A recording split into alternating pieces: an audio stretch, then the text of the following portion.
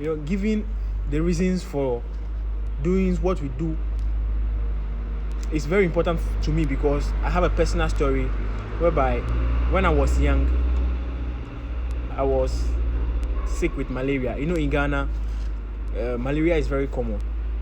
So I was sick with malaria, and my mom took him to the hospital. So I realized the nurses and the doctors came to see me, and they discussed the diagnosis and the what to do with me between my mom and then the nurses. Okay, so they decided that they are going to give me an injection. Me, I had no idea what was happening. Like, I had no idea what was happening. So I was just there. Then the nurse came that they want to inject me with a syringe full of drugs. I said, nah, I'm not going to take this medicine. I wasn't going to take the medicine because I felt I didn't understand whatever was going on. I didn't understand anything. They just said, we are going to save you. So just calm down and take the medicine. So the nurse started to, doing her things in order to convince me to take the medicine, to take the injection. I said, no, I will not take the injection. Okay, so my mother also said, I have to take the injection by force. Everybody said, no, I have to take the injection by force. So during that process, I said, no, I will not take the injection. So during that process, the needle in the syringe got broken. In those days, the syringes don't have, flexible needles as these days, whereby the needles can easily bend, you bring them up, they can bend. They don't have that flexibility. So during the process of struggle, the needle on the syringe got broken. So as that happened, they stopped. They said they will not give me the injection again, and they allowed me to go home. All right. Now, why am I telling you this story? Like, understanding what we do as doctors or whatever we do to patients is important. Okay? Because if I had understood the reason why they want to do what they are doing to me, like, I think I would have gone for the injection. Okay? So that's the reason why I don't want anybody who watch this video to also go to the hospital whereby they don't understand the reason why whatever is happening. They just follow the system like goats, just follow, go do this without understanding the reason why they are doing it. All right, I don't want that situation to happen to anybody. That's the reason why this is also a personal, like, it's very dear to me. Talking about things like this is something which is very dear to me. All right, and I don't want you to go and be ignorant of whatever is happening to you, even though it is your body. It is your body that the thing is being done to. All right, so you need to understand. You need to understand when they ask you a question, the responses they are expecting, and why they are asking you that question.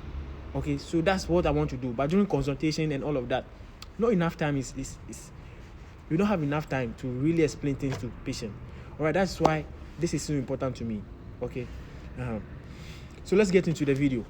And another reason for why they will ask you, like, what time did the symptoms begin?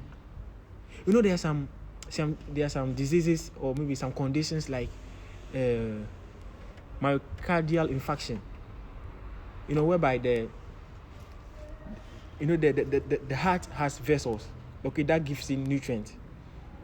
At each moment during the diastole, the heart muscles also take nutrients from, that's a vehicle that just came to pass. The heart muscles also get nutrients from the blood that is passing through their coronary arteries. Okay, now, in case there's maybe someone who has a lot of cholesterol, whereby there's blocking of one of those coronary arteries that supply the heart with nutrients, that means that part of the heart will be lacking on oxygen. When that happens, the cells of the heart begins to die. And when the cells of the heart begins to die, what is going to happen? The person's heart, is the heart that pumps blood to the rest of the body, to the brain, to keep you conscious, and to the rest of the body. All right. Now, but when the heart is no longer pumping due to what? Absence of nutrients, what's going to happen? The person is going to die. So the person will come to the emergency with what? Pain in the left side of the body, of the chest. We're coming with like this, chest pain. You understand? That is an emergency. So we ask you, when did they start? We ask you the question, when did they start? And you say, oh, maybe even when it happened like that, most of those patients don't really talk because they are in so much pain, so they don't really talk. And it's those who are following that usually talk. They will just say, oh, he has been here for some time now. He's been well. There's no problem. We are all joking around. All of a sudden, he's holding his chest, the left side of his chest, and complaining of what? Heart pain or chest pain. It is a matter of time. Even the time that the person comes to the hospital will determine whether they are going to inject some drugs in the blood vessels, or they are going to by a process whereby they have to use camera to enter into the body, the heart, and go and remove the this one there, or to unblock the channel, the heart. Oh no.